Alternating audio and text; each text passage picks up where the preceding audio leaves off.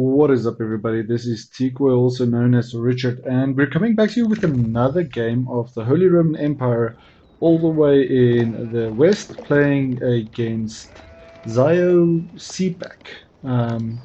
He's playing the Chinese, and he's all the way to the south. Now, the Chinese at the moment, I'm not sure in what type of condition they are, but I know any player that has ever played Age of Empires or even Age of Empires 4 would know that Chinese is quite an aggressive and very difficult faction to deal with, especially late game. So first thing, as the Holy Roman Empire, we're going with the standard few villagers on sheep. And for some reason, I'm quite surprised. You can see he has one scout out um, on the map. I actually started with the double scout on my side. You can see the second scout coming up right there. But for some reason, I don't know why or how this works, but he just got a much better. Maybe he understands the map a bit better, but he got all the sheep. I'm not gonna lie. Once he drops it off at the base, I'll show you. You saw my scout just here at the back, missing out on the sheep there.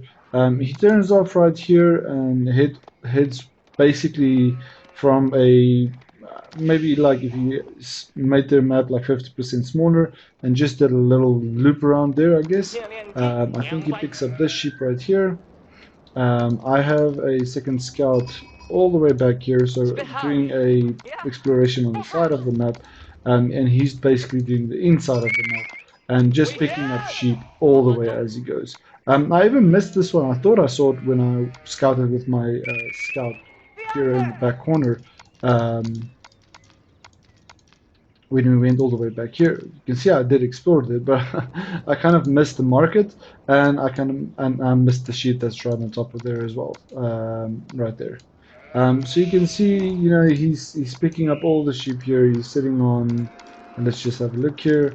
That's already 9 sheep, and I think I have one or two on my scout, and more here in the middle of the map. So, point for on my side, just taking note of that. You have these little ponds, one deep sea fish there, and three, seven, eight, seven deep sea or normal shore-based fish. Only one against this market. Quite a lot right here. Very high fish here in the middle.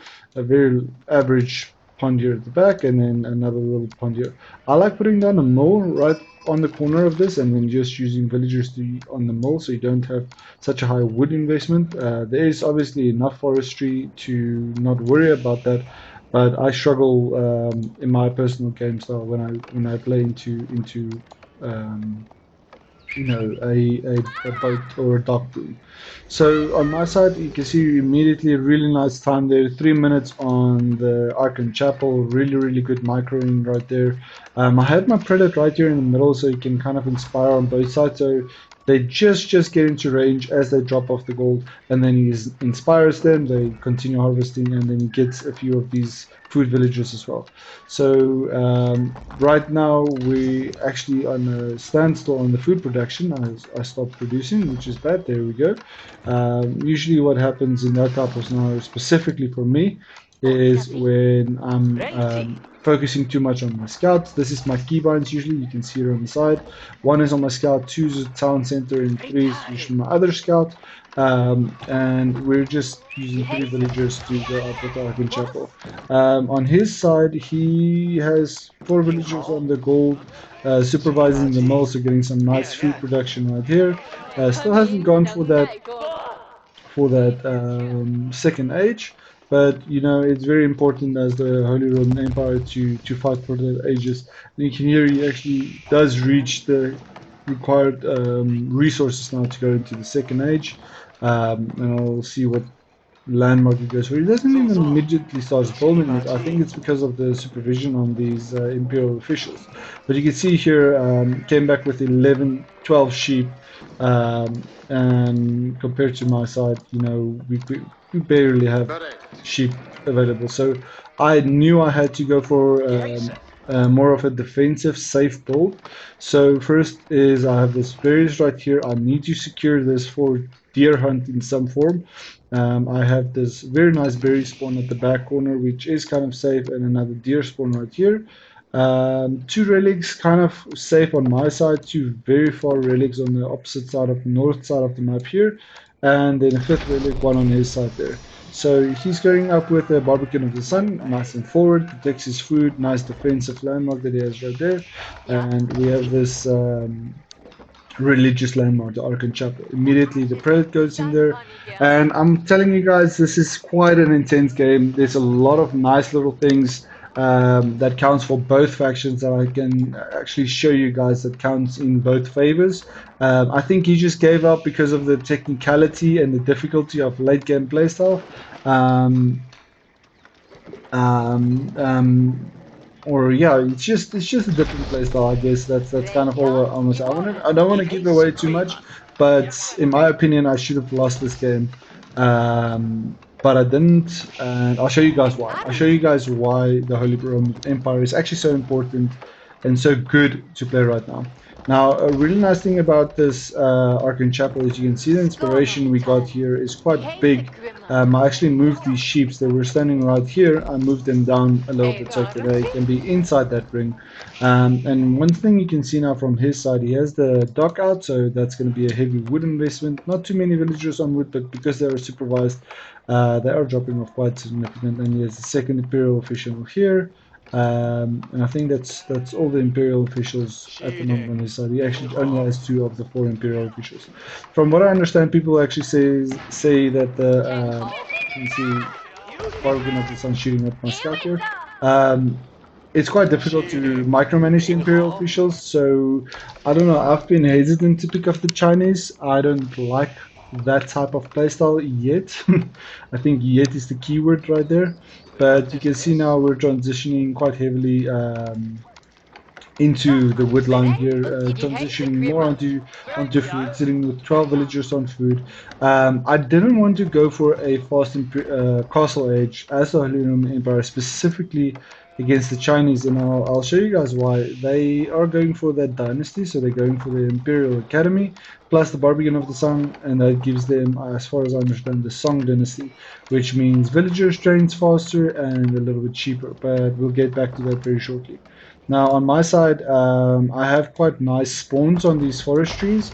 You can see on his side, if you had to close this up, uh, maybe you had to play along these rock lines, but the difficult part is if you want to close off here, very aggressive with these houses, very, I want to say bold in the placement of these houses and so forth, but they don't really need the houses. They have that special building that they actually have. Let's go to the Chinese, their houses, and then they have another one that they can build. We'll get there. We'll get there once they start building them. I can't remember the name, but I think it's like uh, um, a colony or like a mini cities like around. I'll show you guys. He's going to place a few down with that. That makes his population a lot easier to manage, but also a lot easier to harass. But the main thing is when you're playing games like these, you have to kind of think in advance of what the enemy is going to do. And in this type of scenario, you can see there he goes for the second age. I think he does have the Song Dynasty as far as I know right now. You can see those villages are 13 seconds now. Same cost, but 13 seconds. So it reduces it by 7 seconds to get these villagers up. So really, really nice boom that you can get as the Chinese, especially when you go for a second town center. So I would have put some of these villagers over to stone, get a second town center up, and that would have made a big difference in the game. But obviously he was going for a different style. You can see now he's going for a standard archery range, so you can get those chickenu out, and I'm countering that by getting some men at arms out and then choke pointing my own base. So what I mean by that is I don't like the fact that you have to defend every single corner and basically do the no wall challenge. I want to know that my food is secure. I want to know that some form of security is in the base. So you can see we're also not going for a second town center, staying on the one town center, and using the heavy wood to get our walls up instead of going for some housing and so forth, and getting these early men at arms out. Now we do go for a full mill to get these deer in, but I'll also show you I got really early you know, the double broad axe, so I can get some faster wood. I got the wheelbarrow upgrade. I actually didn't get the specialized pick upgrade, but just those standard few upgrades in the beginning, they do make a big difference. And because I expected this to kind of be a long game, I didn't want to not have those upgrades early, so you lose out on that production bonus. Because if you get the 40% production bonus of Ark Chapel, plus you have the double products, it's going to make a big difference in how quickly you get these forestries done. But we have quite a nice coverage there, and we can do a little bit of long distance chopping, so we can keep that upgrade. It's a little bit more efficient than just building another lumber camp too close. And now we're transitioning our gold into our stone. The goal for that was maybe to get a few outposts. I was thinking at this stage of going men at arms into an outpost rush. You can see we have the scouts out here just checking what's happening with these relics. Nice little sheep right there. And seeing if he's coming to, you know, go for these early landmarks and, you know, defend them in some form. A lot of people build their bases around this area, so you know this is a very easy point of defense. So, you know, I have a few men at arms here, and we're starting to transition into archers, keeping the wood production high. Nice 9 villagers on the wood line, 16 on the food. But the food was quite difficult this game because you can see even with this wall, it's very easy. Sorry, I'm a South African guy. Sometimes I get my English a little bit mixed up. So if you go with your archers right here, you would be able to arise maybe all the way up to here. So you know these deer are still vulnerable, but I did catch out this. Army that he had with my scout. So the Chukunu is out right there, and I'll leave the map open. You can see how quickly he defended the further relics. So 4 right there, 5 right here, and what he's doing is he's supervising the archery range. And while he's supervising the archery range, you get these Chukunu out really quickly. You saw he got this out after me, and now he's going for the astronomical clock tower, getting that third age. So really nice. Actually stopped production on his food with villagers, which is quite surprising because as a China player you get that advantage. So any time you spend not training villagers, you're not playing the Chinese as you're supposed to. But as a Holy Roman Empire, you know, just playing kind of pretty decent. I just managed to get about 15 units. Maybe not as efficient as I could, but in that same time, he reached the Song Dynasty. He has military production. He has relic control. Map control with the dock that he has right here and getting all these fishing boats out, you know, and the Song Dynasty. So very comfortable for him. And the big difference I would have said to in the beginning would be the sheep that he had right here. So you know he hasn't touched these berries. Hasn't touched these deer. So he just used the sheep, and that basically got him into the castle age, where I had to go for berries, forward wood, invest extra wood right here, invest extra wood here for the backberries, invest extra wood all the way down here for this little shoreline fish that we can get. There was a few more here at the back. You can see 2 more here. 3 actually. So I could have done that. But every single time that's wood that I lost instead of building another archer and so forth. So I am building up quite a nice decent mass here. We got that first horticulture upgrade. Transitioning now back into gold to get our gold up, so we can actually go for that second or castle age. Way more gold than we need right now, plus the upgrades, but a very late castle age for me. So we go into castle age now shortly, and we use our food villagers to get this richness cathedral out. Now while that's busy, I want to show you guys immediately I start trading prelates. I actually accidentally rallied them here, but usually I rally them on top of the relics, and I move out to that direction immediately. But because I saw these Chukunu going out very early, I didn't want to, you know, risk losing those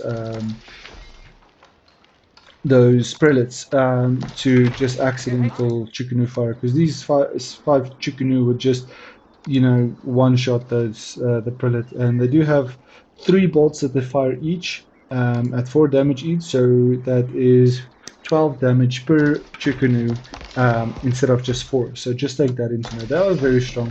You can see now we finished this berry bush right here, and this is where the game starts getting interesting. So I'm splitting my army, going for the Chikunu. I did not know how many he actually secured here, so I do send this whole, you know, 20 unit army forward there. Not using my prelates, which I thought was with them, but I accidentally rallied them here on the gold. So now I have to kind of change up how I want to go for these relics. So I saw my scout go just down just now with this army here at the back, and now I need to kind of decide what I'm going to do. So this whole army is going to try and deal with those. You know, the chicken right here, you can see even the men at arms, they have some decent armor, so they're not going to take too much damage from the chickenu. But we dealt with this chickenu by just securing the relic. I think he saw that with the scout coming out, he had to kind of give this one up. But we pick up the first relic right here, and a really nice big mass from him here, actually having the crossbowman mixed in there, so he's going to deal with these early meta rounds very, very effectively. It picks up off my relic, or my prelate rather, and now we have these very unsafe relics all the way to the top here that we kind of need to deal with. So I send forward these other units now to deal with this, or to deal with any units that could be possibly on this relic. But we do get this relic, but you'll see how quickly he responds and how crazy it is when you have this supervision on the military production. And also astronomical clock tower, you can get the clock tower nest of bees out very comfortably, very easily. One Chukunu here almost taking out the prelate on its own, switching over to pick off this little crossbow there, or Chukunu. And now we have this tiny little army, almost zero military right here. And we have to try and get these relics into the base, because we have 1, but 3 is kind of the golden number that you want to get, and that makes such a big difference in the game. So now, because he has these, the crossbowmen, they're just going to deal so much damage against these men-at-arms. So I sent for the men-at-arms, trying to get a Wololo down. You see the second relic coming here at the back, but you know, it's range units versus mini units. It's going to be quite difficult to get these relics out, and you'll see him switch targets here just to pick off these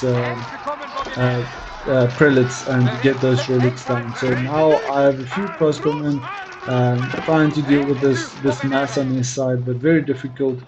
Only a single barracks and 2 stable, 2 archery ranges. So we're not really going to do big damage here, but that's where the creative side comes in, guys. So we know we're not going to get this relic, but I did get an outpost out, so I can just keep an eye on it. We got this 1 relic right here. We brought those 2 relics closer, even though we didn't get it, but it's a bit of a power play right now. And my base is quite secure with the walls that are up.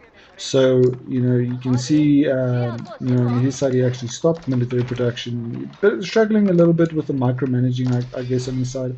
Villager production on hold again.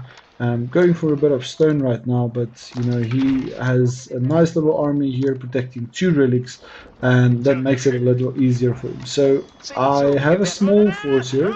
I won't be able to kind of defend against this army of his. We don't have any blacksmith upgrade, just a 1 armor upgrade. But I do send for the villager here to construct a gate, palisade gate right here. You can see the villagers coming now to build a keep to defend these relics. So really aggressive playstyle from him to get these relics defended. But because I have the gate right here, just go with my units now in to force these units to focus my units down, and I get a little prelate down pretty quickly in there to get that 1 second relic.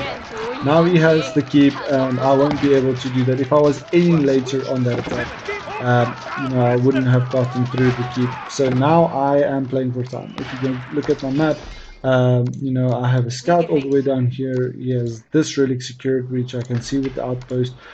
We have one relic and a second relic in now, and that's all. We have limited food because of the farms, and now I have to start thinking about late game. So, in my opinion, in this case, if you are China in this scenario, right, you can see the difference. He has a second town center now up. Um, really high resource lead. He's sitting on 3,000 food, 2,500 wood. At this point, you can just go for a wonder, and I wouldn't even be able to attack him. But um, on the villager count, he's sitting on 80 villagers, 24 military.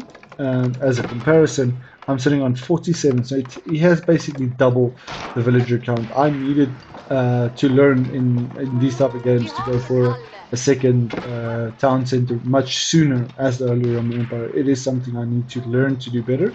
I got the keep up, so that kind of stopped this forward rush to happen on this side. You can see they're picking off this outpost now. And he is sending forward his own religious units. There you can see these monks of his to go and pick up those relics that I can't, get. So you can just deny me that free gold that we get from the Red Six Cathedral. So you can see we're farming 0 gold, just sitting with the standard gold right here. But my berries was finished here at the back, so I just transitioned those berry units into gold.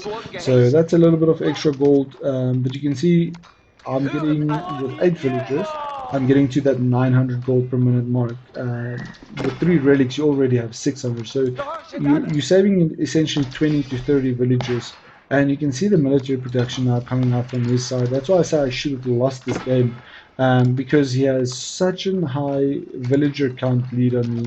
He has all of these barracks, 6 barracks right here, 2 archery rangers right here, producing this clock tower, nest of bees as well.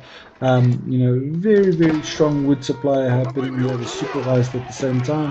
And I try and go for a relic here, but you can see he already picked it up, so nice little timing from him there.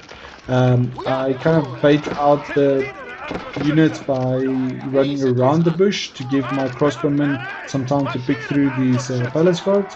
But you can see they don't do too much damage against the prelates, but they do significant damage. And they have 6 melee armor, 4 range armor, and 12 attack. If you compare that to a men-at-arms, they are actually better. It's their version of a men-at-arms, but they are a little bit upgraded on his side as well. He has the blacksmith right here. You can see as the master, the defense upgrades, and not necessarily the attack upgrades, and still they're already doing a bit more damage than my men at arms. So at this stage we do get up to 3 barracks, but I mean we're competing with 6 barracks, so we won't even be able to compete here. Double siege workshop here.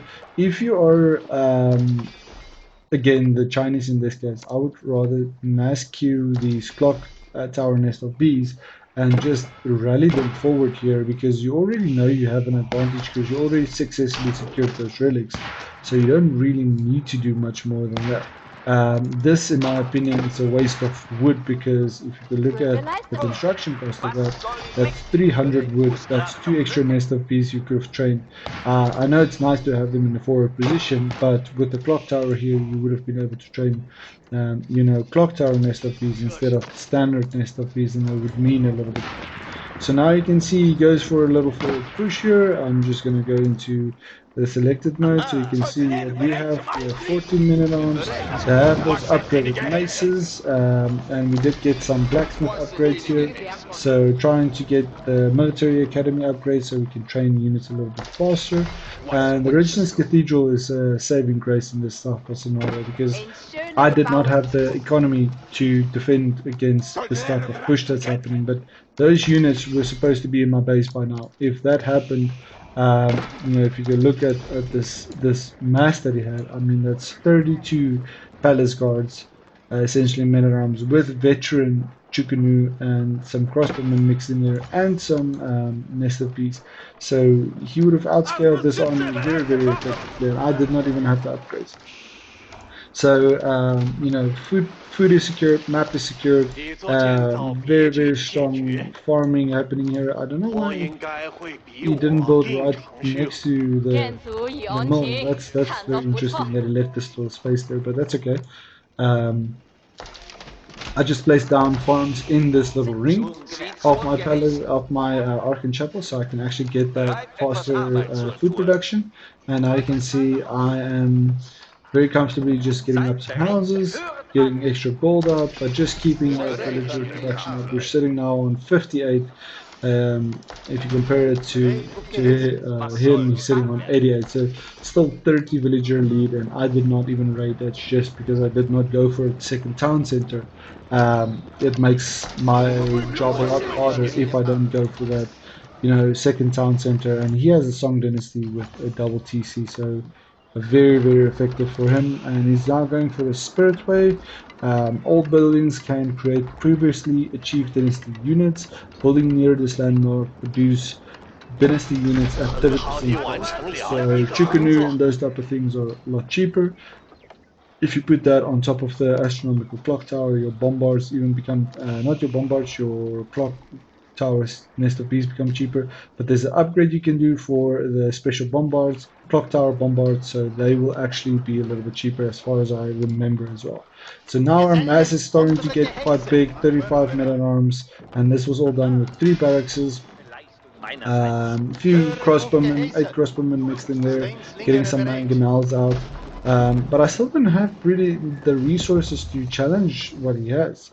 But now we have the opportunity to go into the Imperial Age and quickly get these villagers off the house and get them onto Palace of Swabia. Not speed building it really, it's just 7 villagers, so that's not necessarily like rushing it, but getting it up as fast as possible so I can actually compete with some of these upgrades.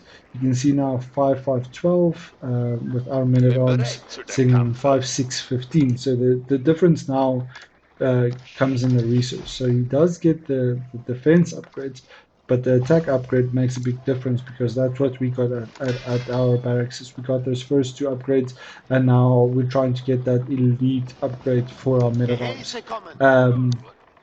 We also did get the boiling oil upgrade for our keeps. We got a second keep up right here. We did get the second horticulture upgrade, or the second farming upgrade, 1 mining upgrade. We got the second wood cutting upgrade or lumber mill upgrade, and just keeping that farm production up. You know, you can see he doesn't worry too much about the farms because he did have this food supply from the fishing boats.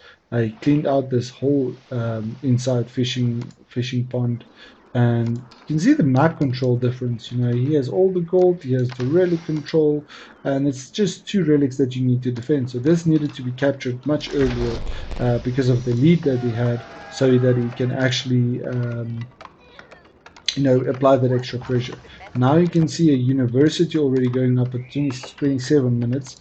We don't even have a university, but we do have the Palace of Swabia, and I just buy a bit of gold, or sell my gold to buy a bit of wood, and we're going to use that to take the Palace of Swabia, mass train some units, villagers, and just get those farms out. I want to get the farms high. I know I'm getting some gold in from the Palace of, from the Residence Cathedral. You'll see these villagers also are rallied to the farms. Not too high on the wood, 16 villagers on wood, compared to his side, 16 wood, 44 on food. You know, and here comes the very heavy push. So I back off my men at arms at first because I saw these nest of bees coming in from my side. You'll see them there. I saw them here at the back. But you can see how quickly and how effectively they deal with these men at arms. But now we're standing right on top of them. These nest of bees should have been firing on these units straight away. You know, very very effective push in from him. But you can see there's a few crossbowmen and chickeners here at the back. But we have reforces, you know, streaming in from our side now. A lot of men at arms speed up just to fill in this little gap here. And we have the 2 keeps pushing in here. There should have been some bombards in this, There should have been some trebuchets in this to deal with these keeps. Would have been a whole different ballgame, and he did have the resources to deal with it. You can see he's sitting on very comfortable wood board and food supply to come and deal with any army that I have. So he's microing and booming pretty well as the Chinese, but he's not using his advantages, and that's why I say I should have lost this game. So we phase off the little attack here. I kind of think I forced the attack to happen because my trebuchet was dealing with the skeep, so I think that was making him nervous, and that's why he pushed it. So now he has the elite palace guard, 7 melee armor, 7 ranged armor, and 14 damage. We have a bit of higher damage with the men at arms, but still getting those upgrades out. 155 health against 210 health. So those palace guards are a real pain in the neck to deal with. You know, we don't even have the upgrades to deal with that. He has very high health, very high attack and defense on his units. So these palace guards will very effectively deal with these men at arms because they have more damage and more health. I'm not sure if they do slash damage. I don't think so. I think it's single target damage. Otherwise, they're basically land connects. But you know, we just have mass men at arms. Now at this point in stage, you know, he did go for those reduced cost fire lancers, 80 food, 14 wood, and 14 gold. Very cheap unit, and he has 6 of these stables out and just going mass fire lancers, and that's basically your kill command as the Chinese. That's very difficult to deal with. So you can see the masses. I think he actually goes into population cap here. Actually not. He's on 150 units. So very big army coming in from his side. You can see at the income per minute how high his food and gold is. So he doesn't need to worry about you know, producing these units because he has the supply to deal with all of it. So we actually finally expanded to some more barracks, sitting on 7 barracks, and now training all of those men at arms to come out. I did not close here, a little mistake on my side. I think I put too much trust in my keeps. Also, by the way, if you see a keep and you look for these little windows, that's how you know the boiling oil research has been done. So you can see there, he actually doesn't have another keep up. That's the bargain of the sun. There's no extra keep on his side, but that's how you know you have that extra upgrade. But we got all the keep upgrades, so our buildings are a little bit stronger, more HP on them and so forth. But a big little mass coming out here, and I wanted to go for a very aggressive attack because I have a lot of faith in my men at arms. You can see now because they're elite men at arms, 19 damage, 180 health, 8 armor, 8 defense. Against the palace guards, it's 14 damage versus 19 damage. So a bit higher damage, yes, but a lot higher health on these, you know, elite palace guards. So we push forward with our units here. We go into last these little boats here, which was kind of stupid right now, and immediately he goes for a siege command on his fire lancers. So 45 elite fire lancers, upgraded fire lancers with armor, with attack. They'll siege down and cause havoc on the economy. Their job is not to deal with masses, their job is to deal with villagers and get into the backline and cause havoc. I mean, look at it from my perspective. This is what I see. My army is out of position, and I just have 45 fire lancers just running through this place. And I'm not going to catch them with elite men at arms. I mean, it's horsemen. They have 1.72 movement speed against you know, 1.24. So I'm trying to micromanage a bit of these villagers, get them out of the way. I think if he committed to this town center, he would have been able to finish it off because they do a high siege damage.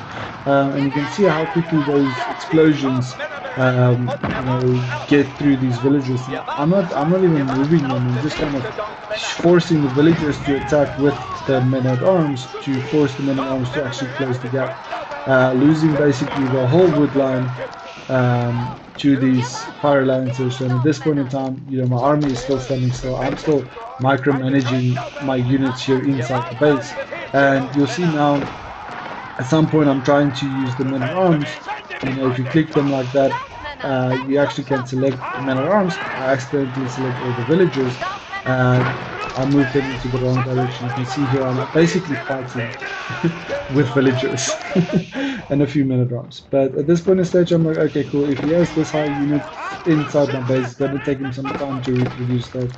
So I go forward with 57 men at arms that are all upgraded, and I basically attack move into his base.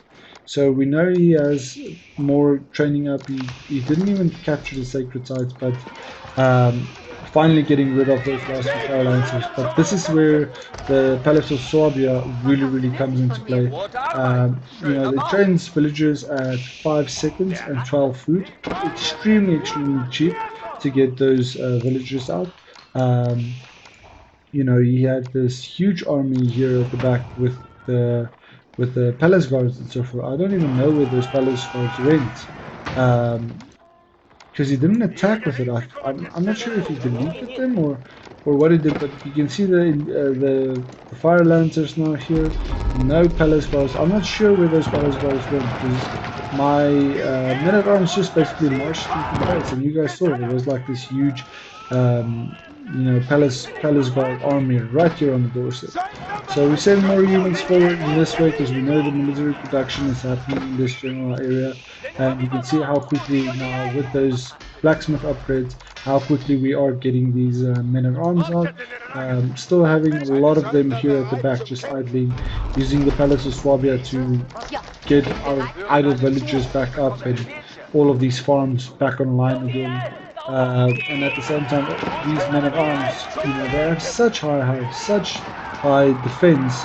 You know, these type of unit, they won't take too much damage from fire lancers. You know, from any source really because of the high upgrades. But if you have nest of bees, if you have mangonels, that's gonna really devastate big armies or big trash armies like this.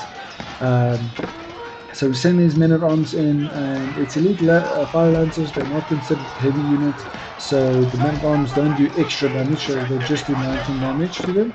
And more fire lancers coming in here. I do see it, but I can't really respond to it because men at arms are slow. So I kind of have to just mass queue some men at arms and just deal with them again from behind and lose more villagers. You can see that it just deleted 4 or 5 villagers immediately. Now sending forward the little army that I have here and just leaving my men at arms to kind of chase around these fire lancers. You can see right underneath the Barbican of Sun, they still survive the fight. You know, just extremely strong units. Now they're starting to siege down here, not even using my mangonels on these fire lancers. And at this point in stage, I'm just trying to, you know, force as much pressure as I can because he's losing resources by training all of these fire lancers and not being able to stop me from producing units. He keeps dying, so we get a stone wall up here. We get another stone wall up here at the back. 25 idle villagers out of a 70 economy. That's basically a third of my economy, and he taps out. I should not have won this game. I think China is really strong right now, but I think that was a very good game to cast for you guys, and thank you very much for watching. Please do leave a like and subscribe, and I'll catch you guys in the next one. Thank you, bye-bye.